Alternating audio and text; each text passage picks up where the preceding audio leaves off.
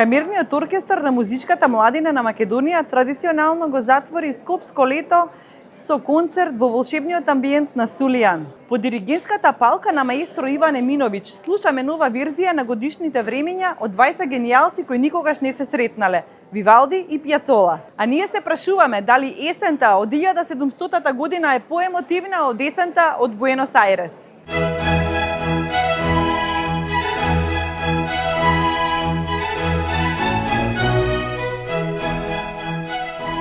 Веќе трета година учествувам во овој младенски оркестар и трета година работиме со маестро Еминовиќ. Искуство секоја година се поголема се стекнува. Значи имаме оваа година фактички втора година и виолистка од Србија, значи се собираме и од другите држави. Преголема дружба, многу работа, енергија на секој концерт пробуваме да дадеме цела енергија. Оваа година ни се погоди на сите солисти да ни се погодат сите годишни времења, едноставно сите да се пронајдеме во нив. Така да мислам дека прекрасно ни оди и вчерашниот концерт беше преубав, пробите тече прекрасно и вечерва исто сакаме да биде во што поголем број публика да има и да растуриме.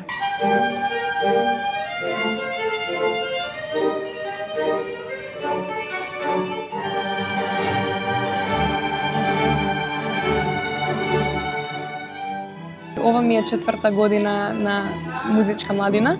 Секој лето ми е како традиција да доаѓам тука. И покрај тоа што сум сега студент веќе на Кралскиот коледж во Лондон, секоја година никогаш не пропуштам да дојдам на овој музички камп, затоа што искуството тука што го стекнувам е бесценет.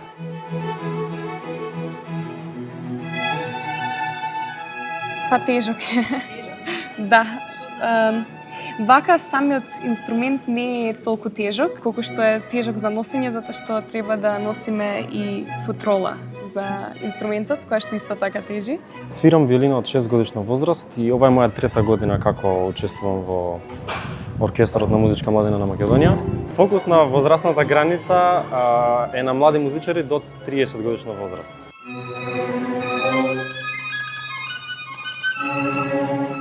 Многу е важно публиката да не разговара додека се свири, зашто се случува многу често кај нас, се уште.